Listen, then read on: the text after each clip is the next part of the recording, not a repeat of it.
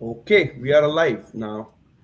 Let's wait for one more minute uh, Right? for people to join and we can get going. We can kick off on the top of the hour. Yes.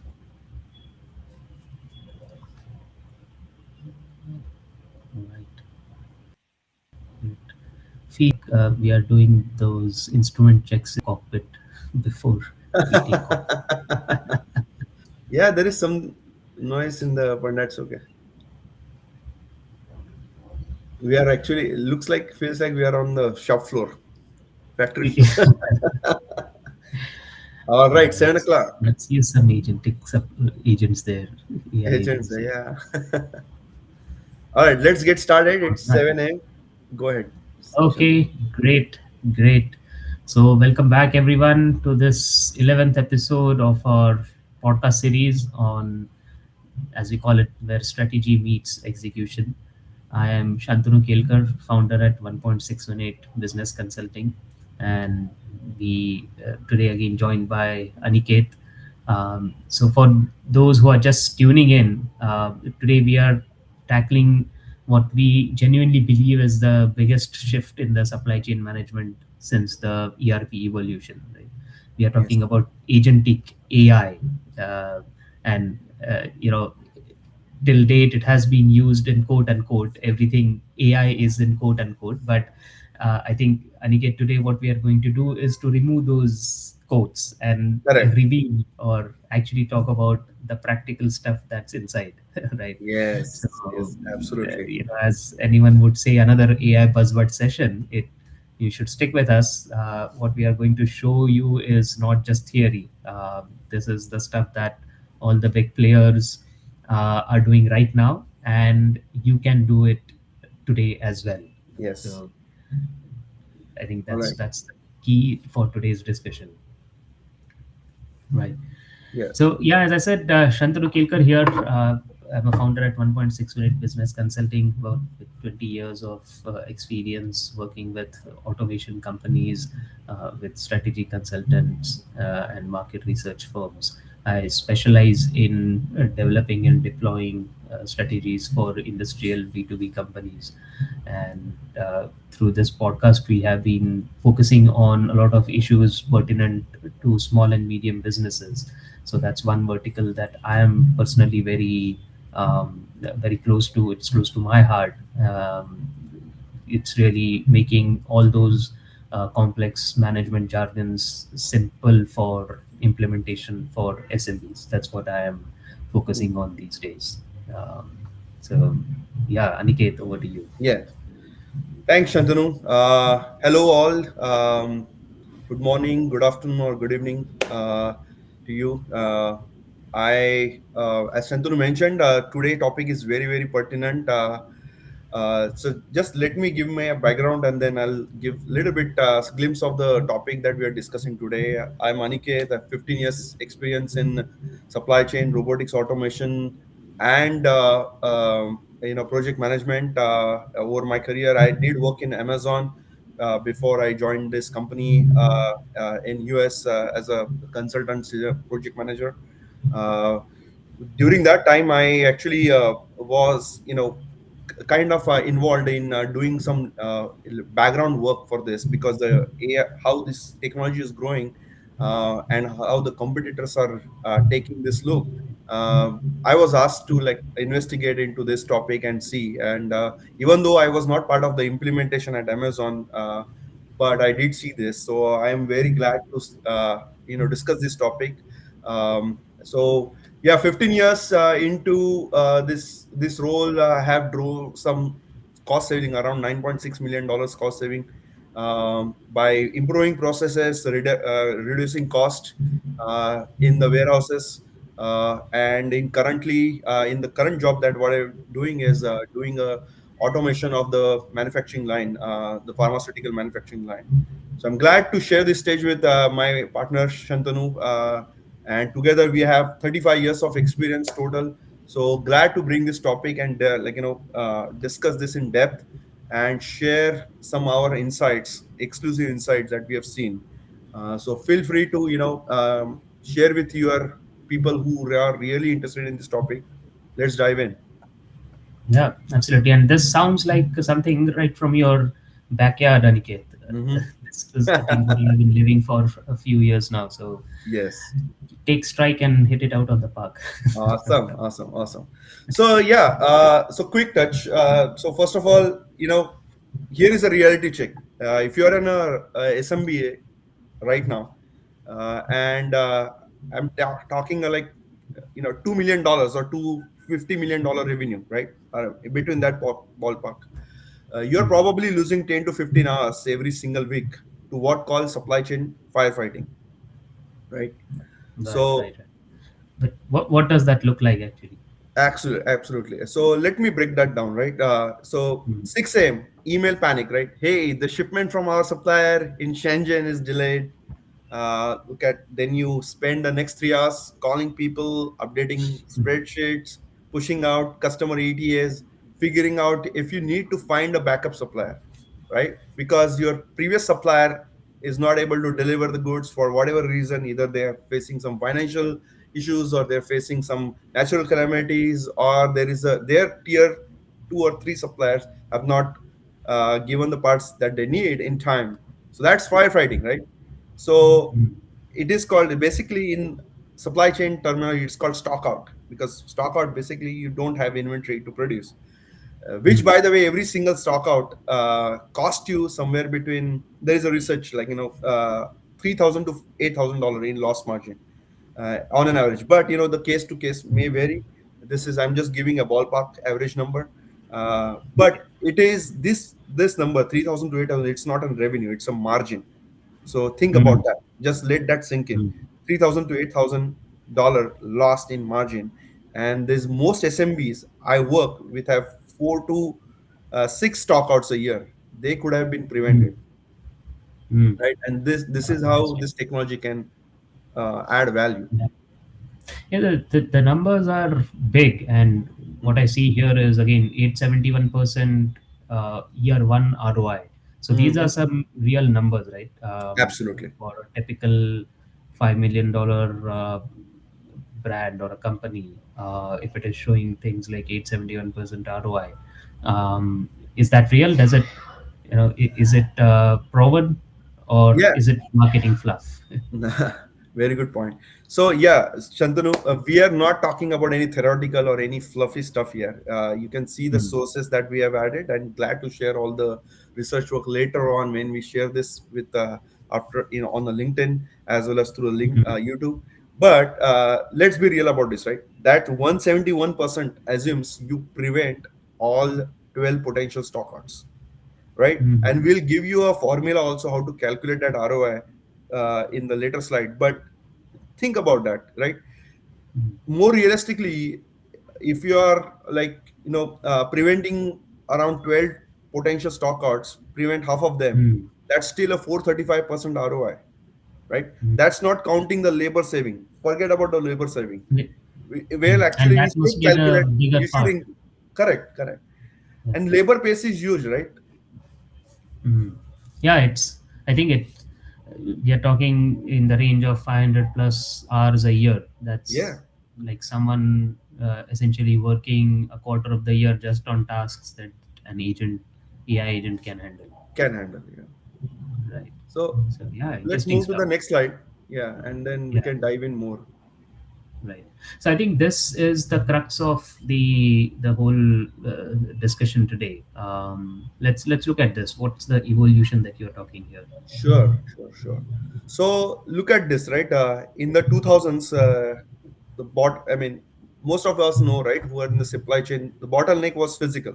How do we get the stuff from A to B faster?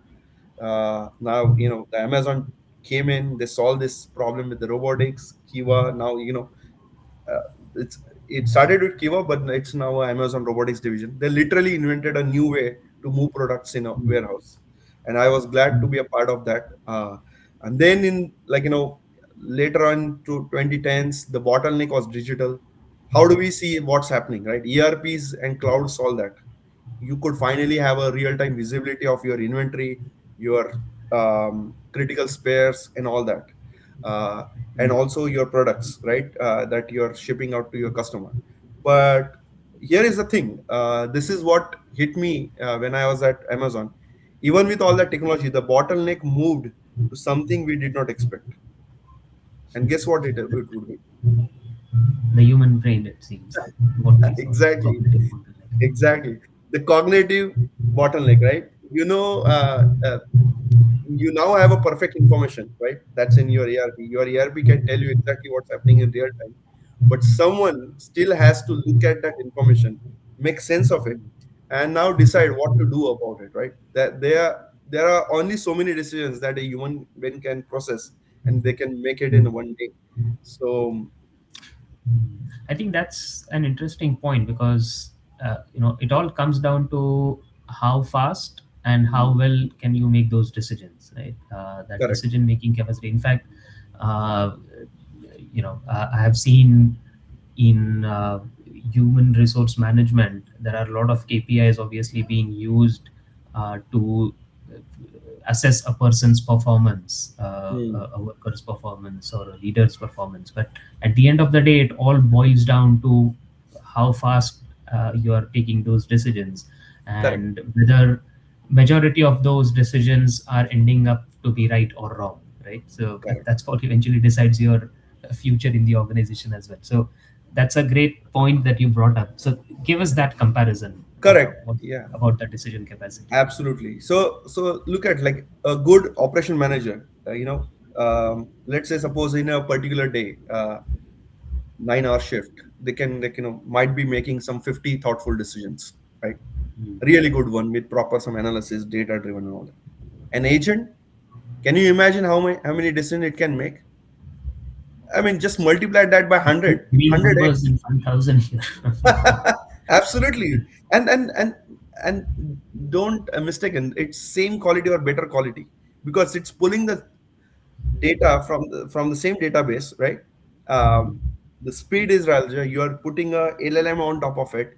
Yes, there are some tweaks and turns that you need to prevent, like hallucination and wrong decision making that we can talk about in next slide. But think about Mm. that, 100x better. Yeah, yeah, and I think the listeners should really let that seep in.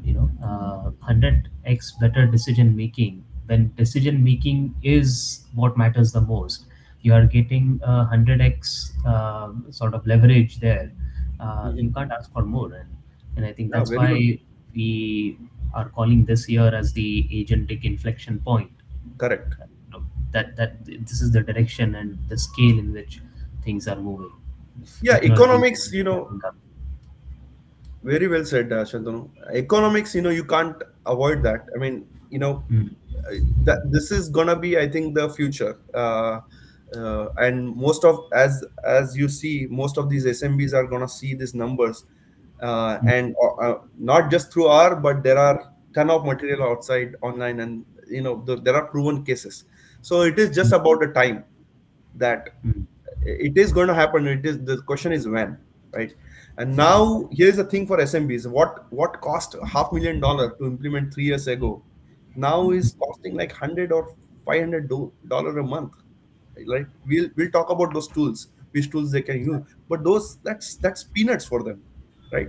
yeah, yeah, and again, it really addresses the real pain point that SMBs have.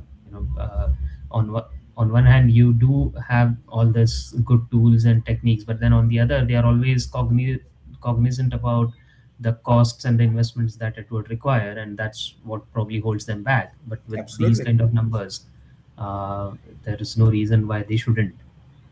correct. So let's look at a real success story in a way, the Yeah. CH Robinson story. As an additional insight here, I think one of the largest logistic companies in the world, they published their results this year, and one of their agents, they said that it produced the output which was equivalent of 35 FTEs, 35 Wow. full-time employees. That's amazing, right? That's staggering.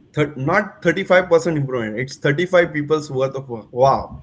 Just think about that. From one agent, that's decoupling volume from headcounts, right? I mean, traditional model, you can see you want a 50% more revenue. You hire five more people, right? But agentic model, 50% more revenue, zero new hires. That's staggering. Yeah, and then it could be then looked at it in so many different ways. Yeah. It's not 35 less people, it's 35 more people you have to start a new business line, or Ah, very to well. put out Good a new perspective. product out in the market.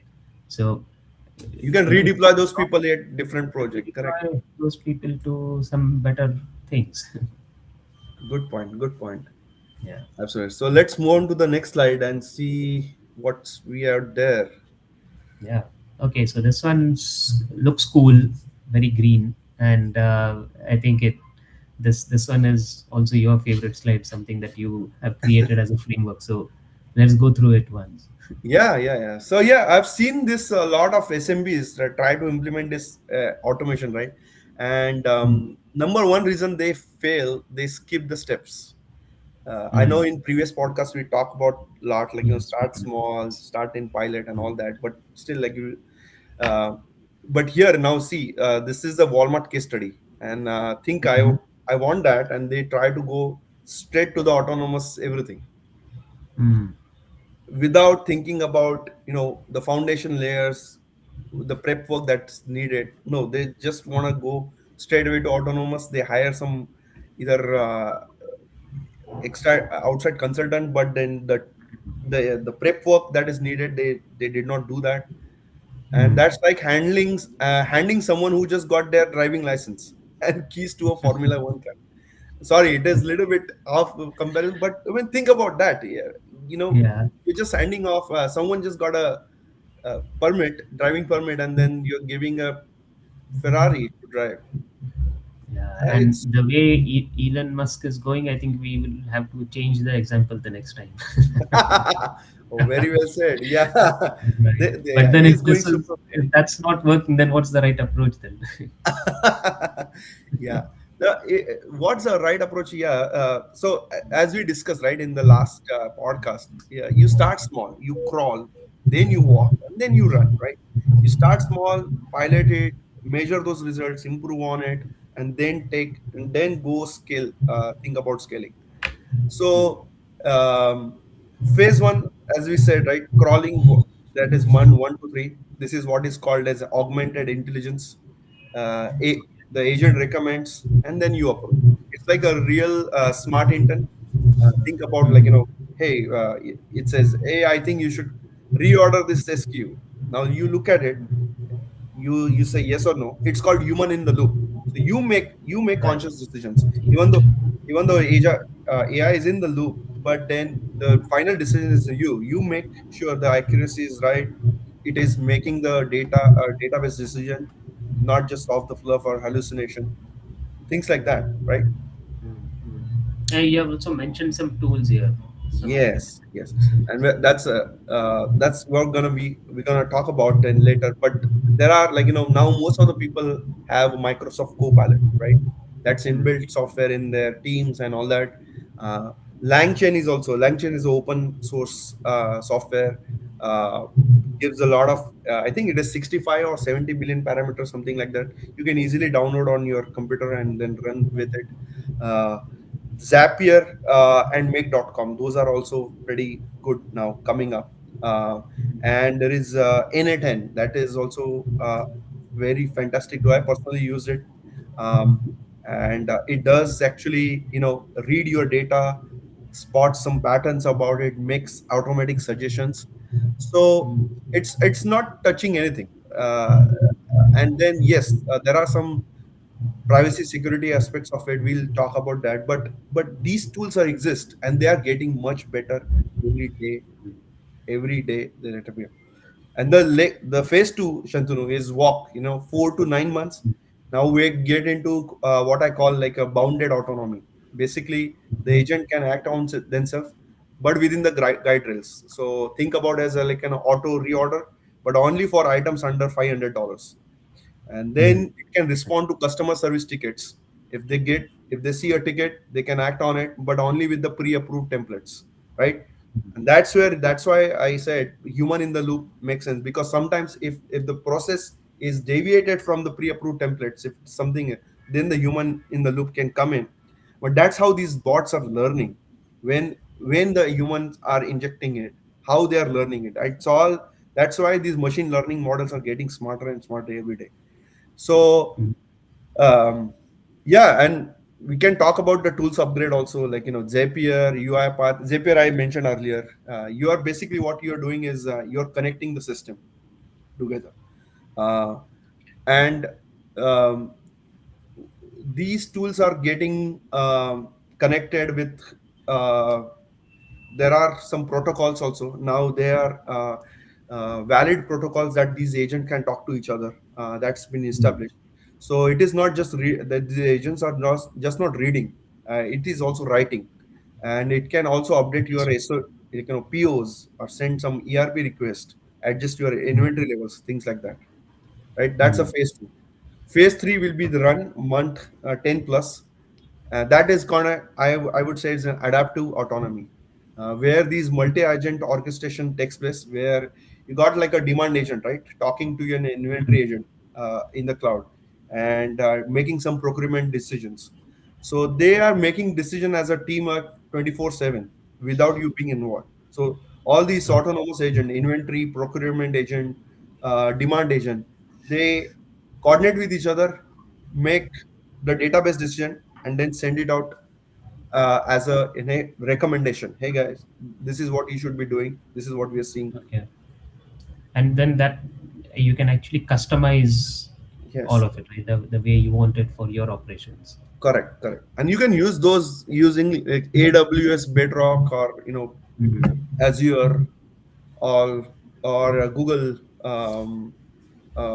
cloud platform. Though that these tools are very flexible on that. So, but the critical thing is, you only get to run after you have been stable in walk for 6 months. Mm. So don't try to jump off the this process, that start going in automation directly without you having check all these boxes, having a human in the loop, testing all these things that it is working, making sure there are no inaccurate outputs, uh, and you monitor the data, look at the data, you fine tune it, then you go and scale it. So Yeah, and I that's think where I see. Yeah, go ahead. no, no. I think this is exactly where we were also talking about this previously. People Hmm. not doing this will face failures, and you have that very sobering Yeah, statistics around 95% of projects failing, enterprise AI initiatives failing. This is again a researched data MIT. point. It's not a small number. 95% failing is a big number. So I Correct. think there is something fundamentally wrong that people must be doing 95 out of 100 times. Very well said, and that report is very well published. But if you no one they just, most of the people I know, they just went by the headline, but they did not Mm. dig deeper into it and look at the actual Mm. number. Why they did not ask the question why? And if you look into that report, they also said that the difference between the 5% that succeed and the 95% that fail, it's about the Mm. guardrails, right? Not just the ambition. uh, how they have piloted the project, how they have curated the data. Because these AI tools are fantastic, but it all depends on your data quality, how you have actually piloted a project, how you have made the process stable. If you do not have a stable process, do not have Mm. a standard SOP for that process, Mm. uh, you can't implement automation on top of it. It's gonna be major failure. Just don't go with this hype of, oh, everything, we need AI, we have to be a AI company, AI first company. Yeah, that sounds cool on the headline, but you have to do the groundwork, Yeah. right? So I think the takeaway is that for dog lovers, Hmm. you just don't unleash your dog. Very You well should said. first increase the rope length, increase the leash length, and gradually let him, go around. Go around. And it's Very well not that said. you're going to implement everything next week, starting Monday. If you're thinking about that, then pause, take a pause, look at this framework, Correct. and then really decide where and how you want to start. Start. Start small. Start small, measure it, improve it, and then scale it. All Awesome. right. So this one is also interesting because it's a bit technical, but you know, what is the actual difference between the automation tools that people have been using till today, or Ah, till this whole AI wave hit us? correct. Obviously, automation has been in use for 50 plus years. Yeah, absolutely. Like I come from Honeywell, and Honeywell is supposed to be the pioneer in uh, distributed control systems and automation, and now autonomous systems as well. Correct. So it's not something, a new thing that people are waking up to just now. It has been in place. So what's the difference between this and agentic AI now? Yes, yes, very good and relevant question. So, think about traditional automation, which is called robotic process (RPA), right? Uh, that operates on that loop, if then rules, right? If inventory drops below this, then you send alert. If Mm. inventory go above this, then you take this action. Things like that. Very Mhm. rigid, very brittle. Now, what does agentic AI does is it operates on what we call as a perception reasoning action loop, PRAL. Basically, it takes all this information and then have a reasoning capability on top of it and make decisions for you, right? And take they can Let's see. they can go It's and a real implement some example. actions. Yeah. Mm. Oh, You have a real example you can share? yeah, yeah, yeah. So let's talk about your supplier, right? They send an email. Hey, sorry, Mhm. there was a fire at our facility, blah blah blah, whatever, and then shipment will be delayed within 3 weeks. Now, traditional, what does the traditional system does? Doesn't even read the email. They just wait for someone to manually update the ERP. Nothing happens, right? That is how the traditional your RPA system used to be doing. Now, just flashback. Now, agentic system, what it does, it has a perception layer, right? What it does is it Perception. read the email, it perceives it, understand, okay, there is a fire at the supplier. That means delay. Because it has a LLM, these models are built on LLM foundation. So the LLM can actually understand all the context, all these words, and they can make reasoning based on that. So once they it understand read the email, then it goes into checking your inventory.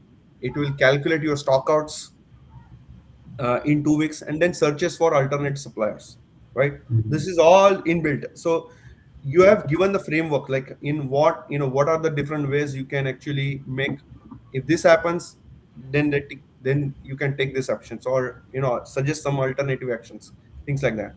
And then on the action part of it, it can draft a PO to your backup supplier, adjust your website ETS, and then notifies your customer service team, right? And Amazing. last one is the L, which is learning price. Remember, if there are any deviations in it, suppose some supplier have a higher risk. They have been traditionally been delivering the goods for a always in a delayed manner. So these tools can understand it, and they can remember this supplier as a high risk supplier for future planning. Mm. So they can flag it. Interesting. Interesting. And I think the intelligent part is also, as you are saying, the perception itself is so good that in this case, something like fire at supplier versus fire sale is actually perceived differently. In Fire at front of it. supplier is something that raises the risk flag. Fire sale raises the opportunity flag, and the agent can understand that. Absolutely. Very, you hit the nail on the head. And that's why it's called a probabilistic reasoning versus the rule basic logic, right? That is why this is fundamentally different from anything that came before. Because Interesting. RPA was all based on this fixed rules. But now there is a reasoning capability on top of it, which is still not a deterministic, but still probabilistic, but you still get a good output. Yeah. Let's Interesting. look at the next slide. Yeah. Let's take a deep dive on this, and get practical. Most SMBs watching this, I think the walk phase is where you're going to get 80% of your value. And don't obsess Mhm. about the run phase. Okay, don't go start Mm. running it. Walking is important. So let's talk about the walk phase in detail. What do you Yeah, deploy in the walk phase? absolutely. Yeah. Do you want to talk? I'm fine to, share that. But okay, let's look into these three agents, right? There are Mhm. auto recorder agent. That's one of the low hanging fruit. Mhm. Basically, what it does is monitors your inventory, spots when you are approaching reorder limit. So there are min and max limit on your inventory, right? And Right. whenever any of these are hit, then it just alerts you, and it actually crafts and draft a PO for you. Mhm. So you don't have to. You just provide a fixed format. Hey, this is what the standard format we follow. This is this is where the supplier information goes. This is where the address goes, and all that. It learns on top of it, and then start drafting those POs based on the input information that it gets. Second piece is the customer service autopilot, which is called WISMO. Uh, Mm. Basically, you get your where is my order ticket, right? Right. They are the bane of most of your e-commerce operations. These Okay. agents handles them automatically. So when you get like customers email asking about their order, uh, what these agents do is it pulls the tracking number from your carrier API and then sends a response. And if there is a delay, right, maybe a couple hours, it depends on what you said. If it for now, Amazon has gone with the 1 day delivery or less than one. In India now, it's already 2 hours or 1 hour within one. So Yeah. you can set up those limit. If it cross that limit, then it will escalates to a human, right? Yeah. And this one, I can very much relate to it because I was part of the team that implemented the e-commerce project in Honeywell, and Hmm. this was one pain point which we were not able to completely address even Hmm. after the full-scale deployment of the system, because again the Vismo part, where is my order part, was something which was sitting in a different system on the factory side. We were trying to do some makeup, put some lipstick onto the Correct. website, and the two were not talking. So yeah, And that's a but then common how thing. much of this actually gets handled without human touch? Uh, yeah, in a well-tuned system, I would say 70% of Vismo tickets resolve in under 2 minutes, with zero human involvement. And there are some procurement efficiency agent. Basically, these ones are more sophisticated. It compares the quotes from multiple suppliers, flags them, flags those anomalies. Let's suppose like, hey, this supplier is 50%, 15% more or expensive than the your last month. It can flag it, and then you can make the decision, or shall we trigger the negotiation bot? Because there is another, right? There is uh, procurement bot, and then there is a negotiation bot also. The procurement bot can send a signal to negotiation. Hey, this price has exceeded this amount. Now you go and negotiate it, and then it can go send that email, negotiation email, and invite them for a meeting where the human can be in the loop. Interesting. And I think these guardrails that you have mentioned here, they Uh, are very critical as well, because again, I have seen uh, in in very number of examples where yes. they just put everything into the system and want the system to solve for it, and then it doesn't go anywhere. True. I think you have to first define, to Yes. begin with, what is it that the system should handle. Correct. Correct. So look at the guardrail in this way, right? First, like Mm. non-negotiable guardrails for walkways, right? Mm. So you can, and I'm just giving you numbers, hypothetical numbers, but based on SMB needs, they can actually change those numbers as they see. Mm. So no PO over $5,000, or right? Mm. That no PO $5,000 above can be auto approved, right? Period. Mm. If it's a big, human sees it, and then only they make a conscious decision. Second one is circuit breaker, like max 10 iterations per task. This will prevent infinite loop. I've seen some agents go into infinite loop. Oh no, this. So there has to be a, so there has to be like something called circuit breaker, which only allows certain iterations. So by the way, like it can cost one company in $2,000 in a single day when their agent discovered recursive self improvement loop. So you have to put those conditions in your agent, and these make.com, Zapier have those circuit breakers inbuilt in there. Hmm. Then there is a Is that a confident real trigger. number? I'm sorry. 2000 in a day story, is that real? Yeah, yeah. In a day story, it is. I mean, absolutely real. I would say agent kept calling itself for optimizing prompts. Think about biggest cost there is the token cost, right? They compound exponentially because the basic conversation costs around 2 cents. Uh, Hmm. right now, it will get better as the compute gets uh, much more cost effective as we go in Hmm. this year and Hmm. next years, as the data center proliferates and things like that. But now add these tools, and then there is a 20 cents on it, right? And then add retrieves, $2 context so the most expensive piece is the reasoning piece, because the reasoning takes a lot of Hmm. tokens. So if these agents go into a recursive loop, think about the cost. And if you do not put a circuit breaker and you just forget about it, it's Hmm. gonna just eat up your bank account and drain you out. And until just AWS cost me this much amount. Why? Right. That's why these guardrails are important. And I think again, what's important is also you have heard about Pareto, 80/20, right? Correct.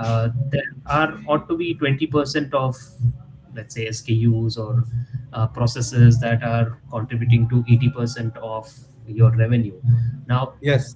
it might sound counterintuitive, but in this phase, if you're in the crawl or the walk phase, try to Mm, address the bottom 20%, because that's the longer tail. If you're addressing that, any disruption there is not going to have any big impact on the 80% of your very well revenue, said. or on the things that are driving 80% of your business, right? So in this case, make it the opposite. Don't try to tackle the 80% part. Work on the 20% tail 20%. first, see if it works there, and then get onto the bigger portions. I think Yeah. that's where the guardrails come into picture too. Very well said. And this framework we followed also in this current company, because you have to optimize your risk. Going for Hmm. 80%, it means a high failure rate, because you haven't even started learning how to walk, and then you are going on a 80%, and which is the biggest failure risk, because what if it shuts down everything, and then your customers are not getting your orders, or customer not getting your products. It's a business down situation. So Absolutely. yeah, so let's look into this next slide number Yeah, 9, let's and let's then paint the picture of what the run phase looks like. yeah, I think yeah. people should not rush to this phase immediately, but still, just to give people a picture of what where this is headed. So this is a typical example, like Black Friday, 9 a.m. Your demand agent detects around 5x traffic spike because one of your product went viral on Instagram, TikTok, whatever, right? With all those ads. 9:15, your forecast agent predicts, oh, stock out is gonna happen in 48 hours. By 9:20, your procurement agent has already negotiated with three backup suppliers. 9:45, the logistic agents has booked expedited air freight. By 10 a.m., your website shows updated delivery ATS. Think about that. Within 1 hour, Amazing. all that process has been, where initially or traditionally it's been always human in the loop. They like there's firefighting situations always when they Hmm. see demand spikes and all that. Oh, I need to order more parts. I was not expecting this, or we had to touch on this backup inventory, which might go also sold out fast because there is huge demand. How do you take care of that, right? So in this process, human involvement is zero until the postmortem the next day. Okay, great. I think this case study on from Shopify, Shopify is also quite telling, right? Big correct. numbers there, So 12 million impact there. Correct, correct. Shopify is the next brand after the Amazon, which is also popular in US. I know in India also it's picking up. There are multiple. Yeah, I mean India is much more advanced, I would say, in e-commerce. But so influence post something like unpredictable 10x demand spike, right? And then they were constantly getting killed by stockouts. So after implementing this multi-agent orchestration, they captured like $180,000 in sales they would have lost. That's a Shopify study. Wow. So yeah, Yeah. that's staggering number. That's staggering. But then again, for everyone to Hmm. really take away from here is, if you see in both these cases, they were able to only run after they were, they Yes, were stable in the walk phase first. correct. I think they took over a year to be in that phase before they could implement the top end of this agentic AI. Yes, yes. So don't Let's look skip at, steps. That's the takeaway. yeah, it is, and we have emphasized this more than enough now, right? Yeah. That has been our consistent message to the SMBs. Let's look at the slide 10. And Shantanu, Yeah, feel I free to think cover yeah. this. Go ahead. Yeah, talk about this. Tell us like No, what is. I think there are a couple of examples here which show that things actually work at scale. Mm, We have this Walmart example. Walmart has over 10,000, 100,000 suppliers, and mhm. they obviously can't negotiate with all of them manually, possibly. So they deployed autonomous negotiation bots. That's quite a thing to do to handle what they call the tail spend. As I was Mhm. saying, the tail spend suppliers, the bottom 20% of Correct. the suppliers of shopping carts and paper clips and fleet services. I think really low value items, Mhm. and the result was 68% agreement rate, which was way higher than their 20% target. Right? Yeah. So I think it led to some 1.5% cost savings on the tail part of it. And the the wild part of this is 83% of suppliers preferred the chatbot rather than talking to some grumpy person on the other end of the phone line. They said it was much faster, clearer for them than waiting for human buyers on the other end. Right? Yeah, and So that preference stat is fascinating. The suppliers liked it better, right? great, great. So you mentioned super agents in this case study when we are talking. So what were those Yes. at So Walmart? super agent. I know Walmart have gone all in. They got those what they call as a super agent for different functions. Uh, The one is the Sparky, customer-facing shopping agent. That is what called, which we talked about. What it takes the order from the customer. Then, if they are having any difficulty finding certain parts, this Sparky agent can help them. Then there is the associated agent.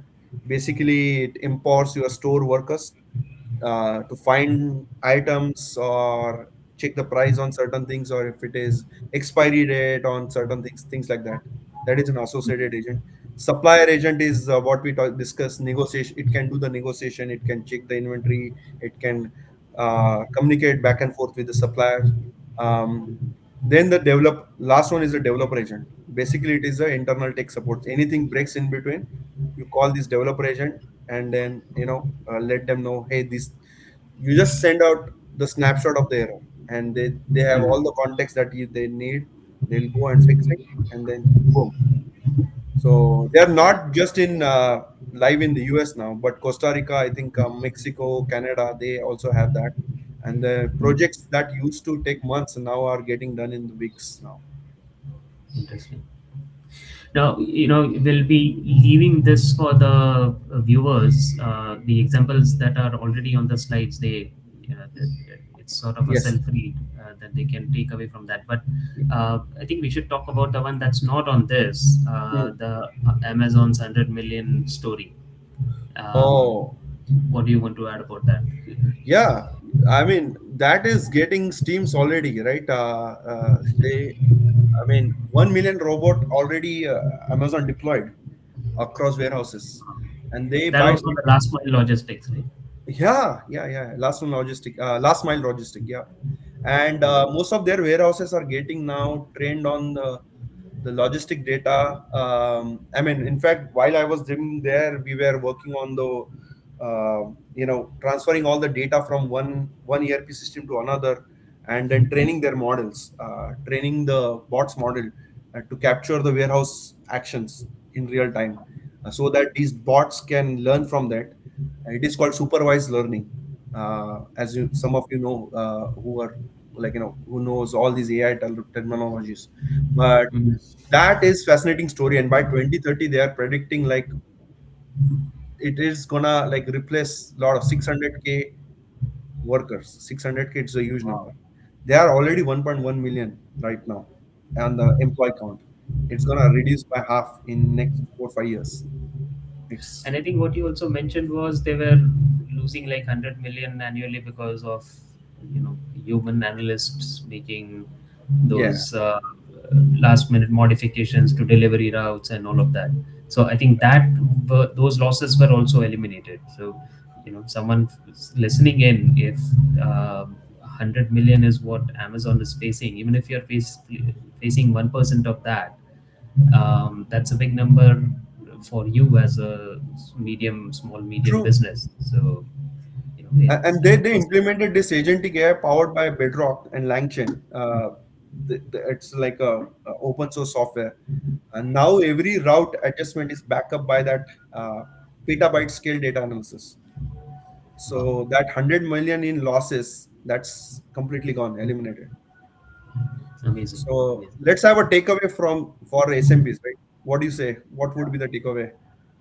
Exactly this, that, if with all these resources, companies like Amazon, they were losing $100 million to human errors. Yeah. uh, the same could exist for you. And Mm. even if your operations are smaller, the impact, if you see on those operations for you, could be very big, uh, made by those wrong decisions. So Absolutely. that's something that you can ponder upon and start thinking towards. Yeah. Let's Right. go to the And this side where we'll yeah, discuss the risk.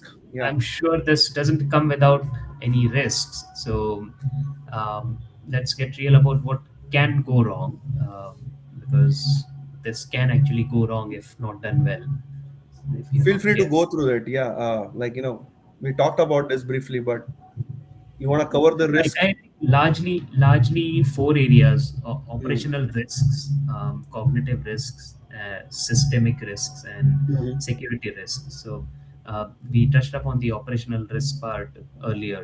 Um, an agent tasked with optimizing the schedule can enter a recursive loop, continuously tweaking in search of a theoretical optimum, right? So if you have to mitigate that, then just limit the number of steps that the agent will take, maximum 5 per Yes. task, or you can put a cost ceiling like maximum $50 per execution. uh, Yes. or you could have something called time to live constraint. If it has been running for 10 minutes, kill it, Just kill it. not more than Correct. 10 minutes. So there are operational risks, there are cognitive risks. Like cognitive risks, I think the big one here is, as you mentioned, Aniket, LLMs are probabilistic, not deterministic, right? So if their perception, quote unquote, changes, they can invent things that don't exist, what we call Yes. probably hallucinations, right? Can you give us that hallucination rate data? Yeah, so I think the range is quite big, as you can see here. It's simple queries. It has 2 to 5% hallucination rate. Multi-system integration queries, it's 33 to 79% hallucination rate. Wow. So it can go up to 79% error rate on complex tasks. And we Wow. have some real examples, like the Air Canada's Yeah. chatbot. uh, it cited a non-existent bereavement fare policy, and the airline had to honor a discount that did not Discount that did exist not in exist. case. Very well aware of that. Yeah. Yeah. And of course there are mitigations for these two. You have something called RAG, retrieval augmented generation. So it grounds the agent in verified documents, has deterministic validation layers, and before any create order action is taken, there is a it checks the database. Does this SKU actually Hmm. exist, or is it an active SKU that you are going to order? So, the good part is that we know where agents can go wrong, what are the Hmm. risks, in what way can these pop up, and there are mitigation tools in place as well. Yes, there are systematic risk also, security risk, right? Yeah, exactly. Just in the interest of time, we'll leave Yeah, this exactly. You can. to the and let's move on to it. But I think we touched base on most of these risks already. So let's Hmm. move fast and look into the slide 12. Give me a second here. Yeah, the ROI model. Yes, Yeah, this is where we talk money, right? Let's let's quickly cover the ROI model for one. yes.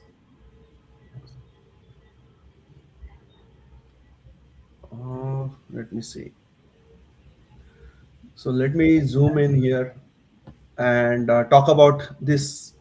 What does this I mean, the formula you can see it's on the screen. Labor hours Hmm. plus hourly rate of those employees. That's how much cost saving you can get by saving those Hmm. labor hours. Then the error detection rate, how many errors are being prevented, defects have been reduced, times your value per error, how much those defects cost you, right? Money. Hmm. You can multiply Hmm. that, and then you can subtract your total cost of implementing this bot solution, which could be monthly or annual. You can, it will be basically set up an implementation cost, and you divide by 100. That's simple as Okay. it. So look at the investment space of it. You can see it's $7,000 around. Investment, labor saving are staggering. Those are double than what you invest. So 15,000. Error prevention. It varies from case to case from SMBs, but in general, we have Hmm. seen almost 60,000, upwards of 60,000 K, 50K or Hmm. more. And then Hmm. think about if you just put that into a sheet and find out the net return, that's like 871% ROI. That's staggering, Wow. right? Yeah, Um, and we looked at this earlier. We said that this is probably the best case scenario. yes, best case scenario, absolutely. Yeah. So the ranges could be, and we want to show you like what is possible, what is the Hmm. max bound, and what we have seen. These are the actual case study. Hmm. These are not like fluff numbers or coming from a thin air. These are Hmm. actual case studies, but we want to show you the potential. And obviously, these numbers, we want to be honest with you, like the, it depends on your use cases. That number can vary, but definitely it Hmm. will add value. This number can vary between like 100% to 870%. But here is my argument: even if it is any number less than that, it is worth of the Hmm. effort, because as these systems learns, this machine learning learns from your processes, and they will offer a deep value, and you'll see that rate of return getting exponential as the time passes. Yeah, and once we have set the again guardrails in this case, guardrails in the same sense that we know the ceiling, we know the floor, we Yes, know in what range we are able to play. Even if you yes, build a scenario for 50% prevention as the base case, I think even that is 400 plus percent ROI is you will take it up. I don't yes, think you'll be thinking twice about it. absolutely, absolutely. All right, let's move to the 13. I think that's a similar platform selection. We Yeah, talked I about think decision tree for basically. platform selection. Yeah. Yes, yes, which will add value to the SMB leaders, because as they are making a conscious decision which platform, these are pros and cons, and I have an extra slide at the end that will also Mm. think about, you'll it will help you make decision which tools are greater. But basically, Zapier is more user friendly, If you want, if your system is much more complex, I would say go with Mm-hmm. a make.com. But Mm-hmm. these numbers, pricing models and everything are there on the slide. There are watchouts. Look at those watchouts also on those, like, cost cells with volume, Zapier. That's been out in the public. I've seen a lot of posts about complaining about those their downsides on those. Mm-hmm. So select your system, based on this table. Look at your strengths, look at the watchouts, and see what system what are you automating, and what it Mm-hmm. is best for, right? Mm-hmm. And then make those complex decision. And in terms of security, these tools, once you have a paid subscription, these are very good. They don't share your data. You go into an agreement with them. It's anything, like, even if you're when you are putting your data on AWS cloud or Google cloud, you are also making that argument with the contract agreement with them, that Mm-hmm. our data is our prior, I mean, security, and you don't share that with anyone. They take that seriously, because that's how their revenue model is. Without security, then they will not be in a business. So don't worry about that. I mean, if you want to develop your own model, there are open source solutions, but you need to now have a good development team within your company to do that, and there has to be a skilled. But there are So already, how do you take that decision, the build versus buy decision? yeah, I would say, based on the complexity of your solution processes, I think complexity. you have that And on the next slide, right? yes, yes, yes, let's go on to that. There you Yeah, go. Yeah. this is the one I was talking about, right?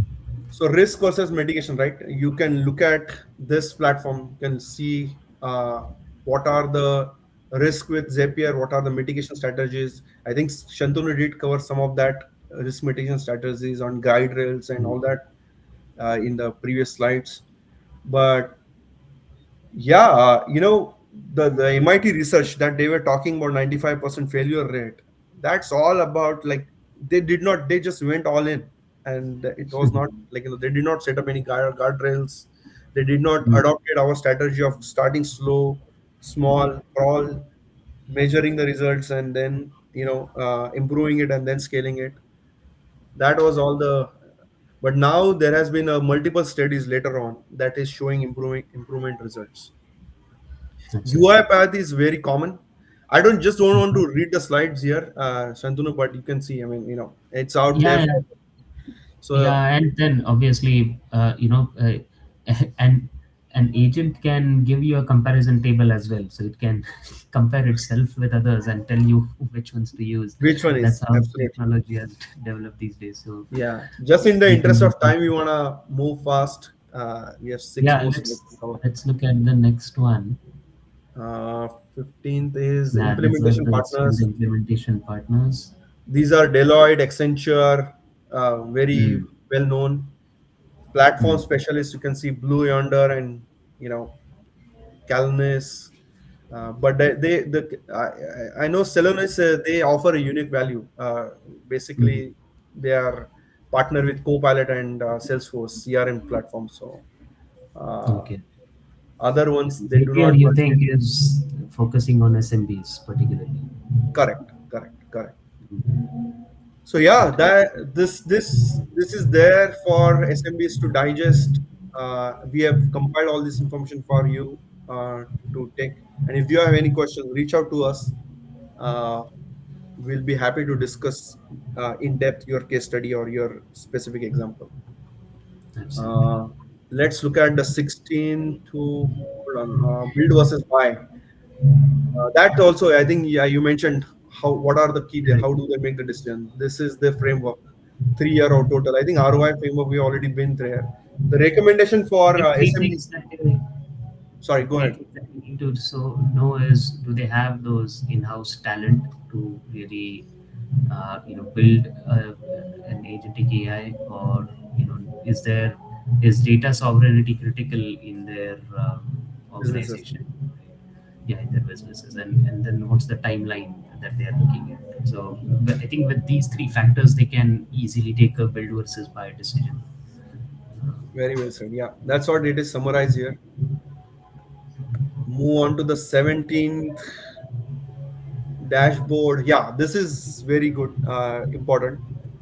Um, Before we go to the 90-day action plan, we'll just spend a few minutes here. But first one, primary metrics exception resolution time. That's before 2 to 5 days. Target should be less than 4 hours for critical, less than 24 hours for routine. And why it matters, because this is a time for money metric. Time is a money metric basically.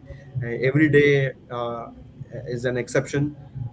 Sits, every day an exception sits unresolved. And that will cost you money. So think about that. When you do not have a problem solved, and it's sitting there, it's gonna cost you money. And these metrics you should be measuring when you implement this tool. Second one is the touchless order rate. That's we briefly touch about that in the previous one, but basically 40 to 80% rate. Before it was 40%, target can be greater than 90%. Uh, your, the aim should be having a less human interface, right? That's what your ROI will basically come from a labor hour saving. Inventory velocity, that is also important. Uh, think about, before it was 8 tons per year. What will be the target can be an example at 10 tons per year. And why it will matter is because it freed your working capital and cash flow, right? Cash flow is important for your business. That's your lifeline, so you want to protect it. And inventory velocity is the one metric that you want to measure. And there are secondary metrics. I don't want to go through that all, but here these are like forecasting accuracy, stock rate, all that. Yeah, I And think there are it's quite comprehensive, and again, they are very specific, but at the same time, general KPIs that any business can adopt. I correct. think these things will be applicable for almost every business Every business, absolutely. producing and moving stuff, right? Yeah. So if that Amazing. is there, let's move on to the last slide, which I think adds value to our, they might, SMB might be asking, okay, you told us all about that. Now, what about our action plan? Like, how do we start from zero to autonomous, right? Give us the framework. So, Shantanu, you want to walk us through this? Yeah, I think again the concept stays the same. Go into it step by step, phase by phase. So the first 30 days, it's all about the crawl phase, the foundation and discovery phase. You audit your workflows, select your platform, build your ready only agents, and then document your baseline KPIs. What metrics do you want to measure? Again, stick to those and make sure that they are covering the key aspects of the business processes. I think the success criteria to look for in this phase would be um, at least one live agent in suggest mode, which is Mhm. helping you, just suggesting outcomes to you, not actually writing into the system. So Mhm. you'll have 100% human approval on all actions based on those suggestions. And then you keep on documenting the baseline metrics so that you then build upon that and keep a track of how or in which way it is progressing, right? So that's the first phase. I think the walk phase is the second month, days 31 to 60, which is what we are calling bounded autonomy. Again, grant limit with right access, the limited right access to the agents. Implement circuit breakers. We already spoke about what those could be in different scenarios. Something like an X dollar per day spend limit. That's a good Yes. starting point, right? Deploy auto replenishments for the low risk SKUs. Again, as I said, look at the bottom 20% to start with, not the big chunk of your business. Add something like a customer service agent. Where is my order kind of tickets that get raised, where the agents will be able to handle them without Mhm. much disruption, and have weekly reviews of that performance. Measure the error rate versus the baseline that you have set in the previous phase. and then Yes. adjust the thresholds as you go along that. Right. I think in this phase, what you could be looking at is at least 50% touchless order rate. Again, don't think that in this phase, if you're not attaining 100%, you're failed. So set the expectations right. In the walk phase, look for 50% touchless order rate to begin with. Error rates could be less than 2% on autonomous tasks, and labor savings of at least 10 hours per week. Even if you're able to achieve these things, it will be a very successful walk phase. You can, claim victory on that. And then finally, Absolutely. on the run phase, it's scale and optimize. Again, expand the agents to work on class B inventory from class C. Increase the spend limits a bit based on how they have performed in the walk phase first. You can enable multi-agent coordination, as Aniket was describing, agents in different areas of the processes, uh, doing working on their own areas, but then also cross communicating. You could connect your inventory agent to your customer service agent. They talk to each other and take the optimum decision. You could add a simple demand forecasting agent for your inventory, which triggers proactive orders or reorders, depleting inventory based on how fast the replenishment rates are, etc. And, and Correct. then last week you do the ROI review. You calculate the first year savings. You plan for the second year roadmap. So in this phase, you could be looking at 80% plus success, or touchless Yeah. rate as a success criteria, as a KPI. Right? No critical stockouts. If you achieve that, you have succeeded. And then I think with all this, pretty sure you'll be ending up with some positive ROI, which is Yeah. again properly baselined and well documented. Yeah. Thank you for covering that. That's yeah.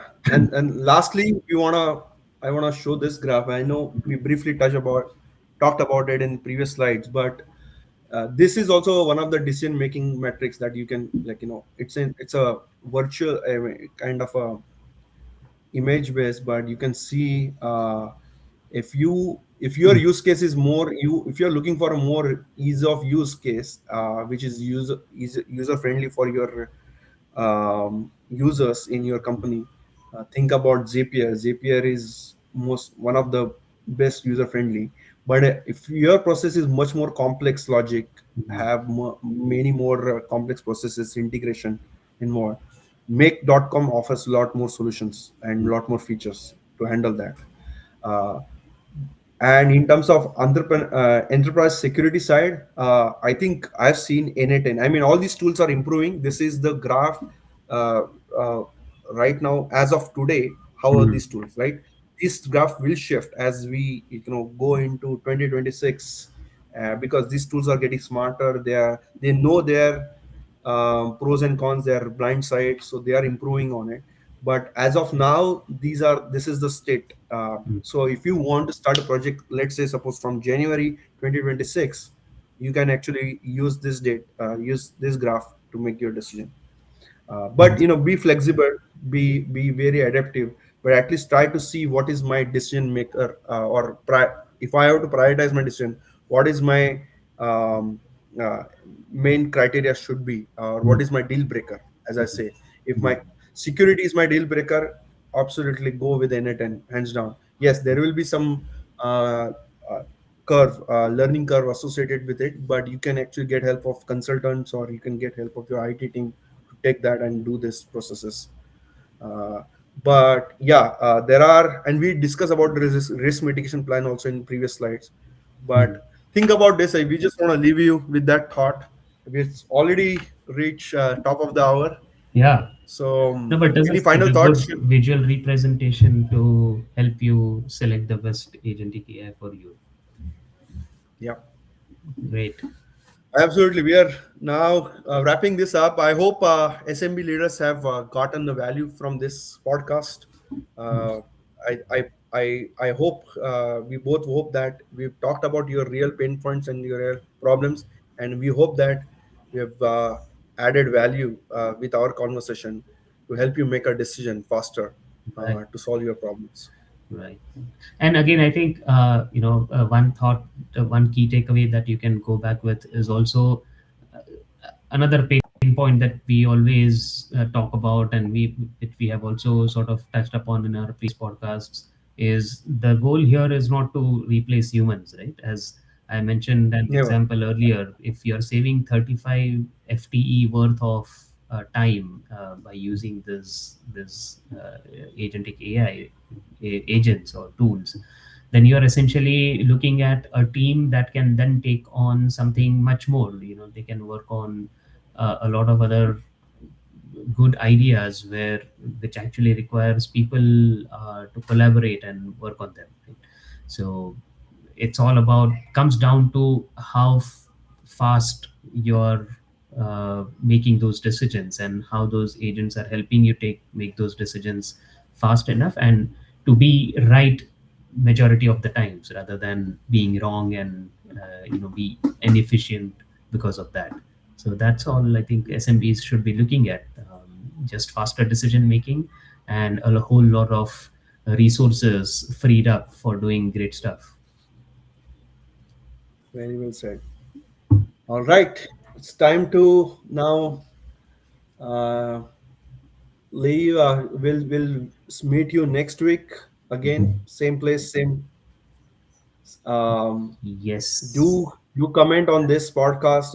Shantanu will be sharing this link on YouTube, and we'll be also posting this on LinkedIn. Please engage. We want to hear from you.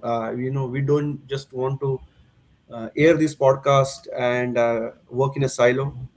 We want to build this interactive community, Mhm. discuss these problems that you guys are facing, and then brainstorm about the issues and discuss the solutions, because we want to offer, we are here to add value to your business.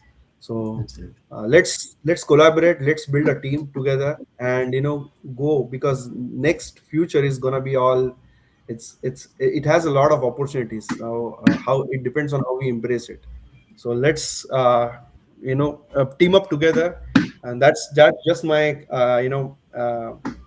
my request to all SMB leaders is, if you like our content, please subscribe and comment on this content, either through on YouTube or LinkedIn, so we know, are we on the right track or not? Are we actually discussing what you really want to hear?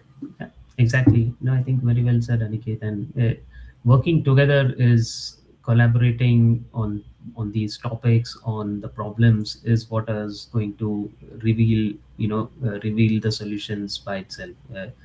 Yes, The more we discuss, the more you interact. That's what is going to help you solve the the broader problems. community. Yeah. All right. All right, Thank you for your time today. Who was time listening to, in? Okay. yes, see you next week. Thank you for joining. Thank you. Take Have a care. good day, everyone. Bye Thank bye. you.